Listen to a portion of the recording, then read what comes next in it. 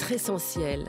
Des histoires extra de l'ordinaire, des héros du quotidien, des histoires marquantes de ces femmes et de ces hommes toujours aussi engagés au service des patients pour des soins de qualité, innovants et humains. Être essentiel, une série de podcasts produite par Elsan.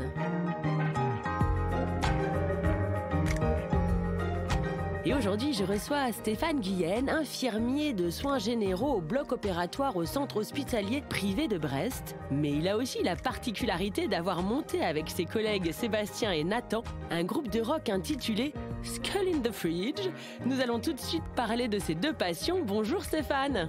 Bonjour Julie. Alors, est-ce que vous pouvez, Stéphane, me raconter votre parcours ? Est-ce qu'être infirmier, c'était un rêve d'enfant pour commencer ? Non, absolument pas. J'ai commencé par faire un bac D, donc biologie, une fac pendant 3 ans, puis c'est en effectuant mon service militaire que j'ai pu bosser au service médical de l'unité dans laquelle je me trouvais. Ça m'a beaucoup plu, j'y suis resté 2 ans, résultat, je me suis engagé. J'ai donc une formation militaire, j'y ai passé 15 ans de ma vie dans cette institution, je l'ai quittée en 2010. J'ai travaillé ensuite 1 an au sein d'un service d'urgence d'une clinique à Toulon. Puis en 2011, je suis arrivé à Brest, au centre hospitalier privé. Depuis 6 ans, je suis au bloc opératoire. Incroyable. C'est quoi d'être infirmier dans une institution militaire, je dirais ? C'est accepter le travail d'infirmier et accepter le travail de militaire. Ça permet de joindre les deux, le côté opérationnel et le côté santé, proche du patient et proche des militaires. Mais donc vous alliez par exemple en opération quand ils partaient sur le terrain ou pas ? Ou est-ce que ça avait un rapport avec ça ? Absolument, oui. Alors le travail au quotidien, ça reste de la médecine d'expertise, on va dire, la médecine de travail, où on contrôle l'aptitude de chaque personne à exécuter sa mission tout au long de l'année. Et puis d'encadrer les activités sportives, d'encadrer les activités d'entraînement sur le terrain, et aussi de participer au soutien sanitaire en opération extérieure, absolument. Et c'est ça qui vous a aidé justement après dans votre métier d'infirmier de bloc opératoire ? Alors ça y participe évidemment. Après, j'ai terminé ma carrière militaire en étant infirmier major. En fait, c'est le poste de responsabilité d'un infirmier au sein d'un service médical d'unité, où on a sous notre responsabilité donc les personnes qui y travaillent, le matériel, les infrastructures, etc. Donc ça m'a permis de gagner en confiance en fait. À mon arrivée au bloc opératoire il y a 6 ans, ça m'a aidé à surmonter les difficultés parce que tout n'est pas simple dans ce métier, puisqu'on réapprend tout. Le bloc opératoire n'a rien à voir avec le reste. Il a fallu que je me remette en question et que je surmonte les premiers temps, les premières difficultés pour en arriver maintenant à être beaucoup plus épanoui. C'est quoi infirmier en bloc opératoire justement ? C'est quoi la spécificité de ce qu'on vous demande ? Alors c'est une des très nombreuses facettes du métier d'infirmier. Dans notre bloc opératoire, ça change tous les jours, donc il faut avoir une capacité d'adaptation importante. À la base, on suit un programme d'intervention quotidien qui est établi la veille avec des probabilités importantes d'y ajouter des urgences. Et puis au sein du bloc opératoire du centre hospitalier privé de Brest, nous ne sommes pas sectorisés, chacun d'entre nous exerce dans les différentes spécialités chirurgicales et médicales. Je vais vous poser une question, est-ce que vous l'aimez, votre métier ? Je l'adore. On n'a jamais fait le tour, les rapports humains ils sont d'une grande intensité et c'est vraiment un métier palpitant. C'est quoi les qualités requises, vous diriez, pour faire votre métier, justement, pour l'exercer ? Il faut savoir cultiver l'esprit de corps. Alors ça, je le tiens de mon passage à l'armée, c'est un terme qui fait très militaire, mais n'empêche qu'on peut l'adapter n'importe où. Faire partie d'une équipe, voilà, pour moi c'est important, et savoir cultiver cet esprit-là, c'est primordial. Aimer le contact avec les gens, les patients comme les professionnels, savoir se remettre en question, comme je le disais tout à l'heure, et savoir faire preuve aussi de résilience quand c'est nécessaire. Alors je crois que vous avez une autre passion, alors, je trouve ça assez drôle puisque c'est faire de la musique, il me semble, du rock. Vous jouiez déjà quand vous étiez militaire ? Absolument.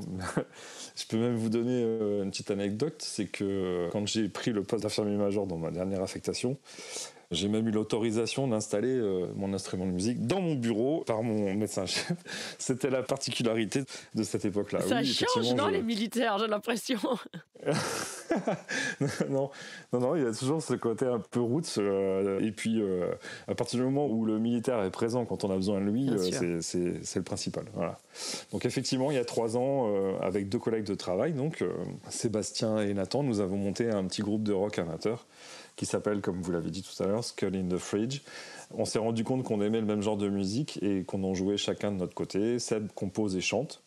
Nathan est notre batteur et moi je joue un peu de guitare. Depuis quelques mois, nous ont rejoint 3 nouveaux membres dans le groupe, dont Alexia, une violoncelliste qui est infirmière au bloc aussi avec nous. Et d'ailleurs, vous pouvez nous suivre sur notre page Facebook pour voir nos frimousses. C'est quoi votre page Facebook alors? C'est Skull in the Fridge-Rock Band. D'accord, génial. Alors, mais pourquoi ce titre? On dirait les élèves de l'école de médecine en fait. Alors pourquoi pas, mais je vous avouerai que en fait quand j'ai commencé à faire de la musique, j'avais toujours l'espoir quand j'étais gamin de monter un groupe, etc. Et je m'étais demandé comment ce groupe pourrait s'appeler. Je voulais un nom qui sorte du commun, qui veuille pas forcément dire quelque chose, qui ne représente pas forcément quelque chose. Et au fur et à mesure, ce nom m'est venu. Et quand Seb et Nathan m'ont dit on va former un groupe, comment on appelle, c'est le premier nom qui m'est venu et du coup c'est resté.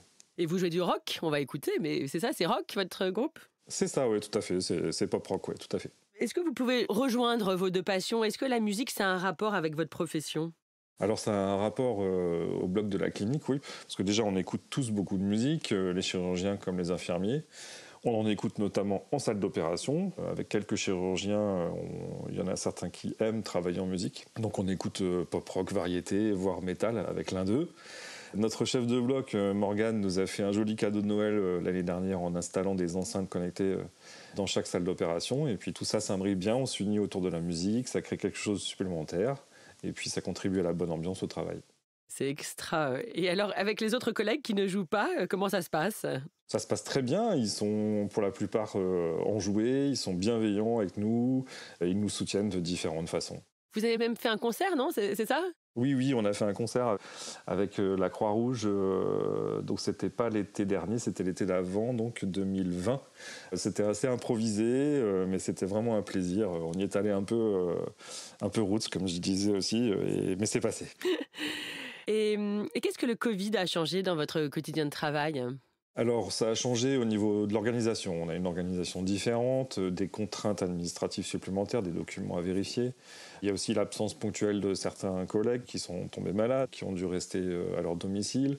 Leurs enfants aussi, qui ont dû nécessiter la présence de leurs parents. Et une charge de travail beaucoup plus irrégulière. Et donc, ça vous a beaucoup impacté quand même, hein? Oui. Alors, on ne s'est pas occupé, nous, directement de gens malades du Covid, mais on a quand même senti des changements dans notre façon de travailler, oui. Est-ce que travailler dans un hôpital privé, c'était un choix? Absolument, c'est un choix assumé. La dynamique que j'y trouve tous les jours me convient tout à fait. Est-ce que vous avez un petit mot de conclusion, une petite musique de votre création pour conclure? Alors oui, nous allons l'écouter. Donc du coup, c'est un morceau qui est éponyme, hein, c'est le morceau Skull in the Fridge, qui est le premier que Seb a composé après notre formation. Donc le métier d'infirmier nous a permis de nous rencontrer, la musique nous a soudés. Quel kiff! Génial. On écoute. Yeah, this is how the story begins. Three men in the same old town. They were together for the patient's sake. With a team would treat them every day. One day I told you then, I love music, do you really feel the same? They say yeah, let's go for a band. Merci Stéphane pour cette belle composition et je vais vous demander une dernière chose. Si vous deviez parler à une jeune personne qui hésiterait à faire votre métier, que lui diriez-vous pour la convaincre? Que c'est un métier tellement riche humainement, techniquement, que les possibilités de l'exercer sont multiples, que la jeune relève est attendue par les plus anciens avec bienveillance, que plutôt que de te demander ce que ce métier peut te faire gagner, demande-toi plutôt ce que toi tu pourrais y apporter. C'est de façon qu'on s'épanouit dans son quotidien professionnel. Merci mille fois Stéphane, là je crois que vous nous avez convaincus. Et à bientôt pour un nouvel épisode d'Être Essentiel qui, vous l'avez compris, raconte des histoires extraordinaires où l'humain est au service de l'humain. Au revoir Stéphane. Au revoir Julie.